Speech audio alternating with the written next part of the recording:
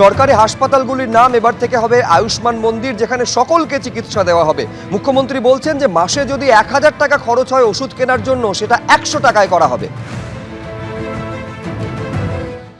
আমাদের হসপিটালগুলির নাম হবে আয়ুষ্মান মন্দির।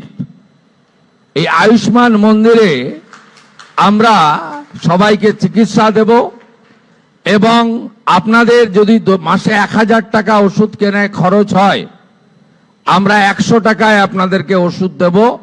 467টি প্রধানমন্ত্রী জন ঔষধি কেন্দ্র পশ্চিমবঙ্গে চালু হতে চলেছে। সার্ভাইকাল ক্যান্সার প্রতিরোধের জন্য বিনামূল্যে সরকারি টিকাকরণ কর্মসূচির সূচনা করলেন আজ মুখ্যমন্ত্রী শুভেন্দু অধিকারী। তিনি অভিযোগ করছেন, আগের সরকার এই কর্মসূচি চালু করেনি। কেন্দ্রের সহযোগিতায় রাজ্যে সার্ভাইকাল টিকাকরণ বা এইচপিভি কর্মসূচির সূচনা হলো। মূলত 14 থেকে 15 বছরের কিশোরীদের এই টিকা দেওয়া হবে। ভবিষ্যতে সার্ভাইকাল ক্যান্সারের ঝুঁকি কমাতে এই টিকাকরণ কর্মসূচি চলবে।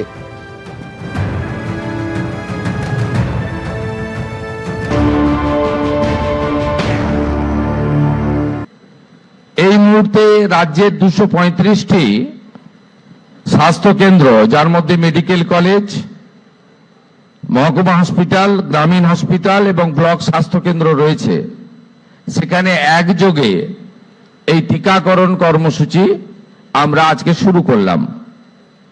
মহিলাদের যত ধরনের ক্যান্সার হয় তার মধ্যে এটি দ্বিতীয় বিপজ্জনক।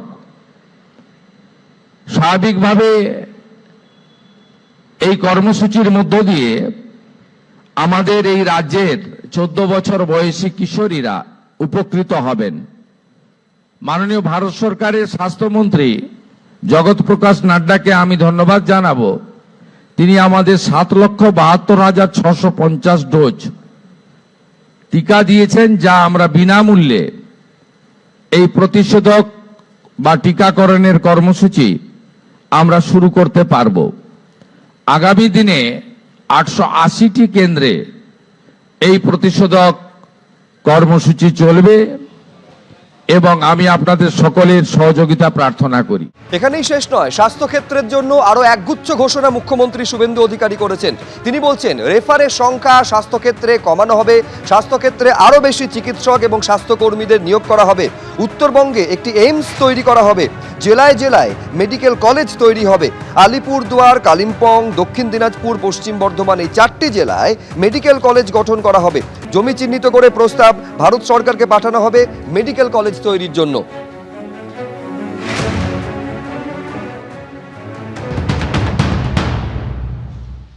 স্বাস্থ্য ক্ষেত্রে আরো ডাক্তার, আরো স্বাস্থ্যকর্মী, আরো নার্স, সিনিয়র এবং জুনিয়র, আরো আমাদের যারা টেকনিক্যাল অ্যাসিস্ট্যান্ট রয়েছে, এই নিয়োগও স্বচ্ছতার সঙ্গে মেধা অনুযায়ী 100 পয়েন্ট রোস্টার মেনে একাডেমিক এবং কৃতি যারা আছেন তাদেরকে আমরা নিয়োগের ব্যবস্থা করছি।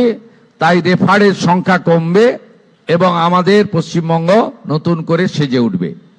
আমরা উত্তরবঙ্গে একটি এইমস করার জন্য জায়গা নির্বাচনের কাজ করছি। প্রধানমন্ত্রীর যে কস্ট শেয়ারিং ভিত্তিতে জেলায় জেলায় একটি মেডিকেল কলেজ, এই রাজ্যে অনেকগুলি জেলায় সম্পূর্ণ হয়েছে। 4টি জেলা বাদ ছিল, আলিপুরদুয়ার, কালিম্পং, দক্ষিণ দিনাজপুর এবং পশ্চিম বর্ধমান।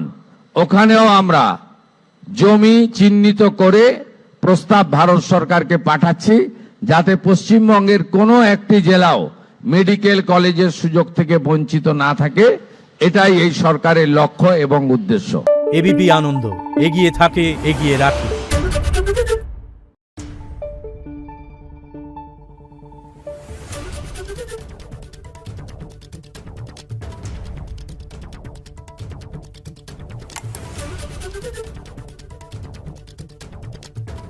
Thank you.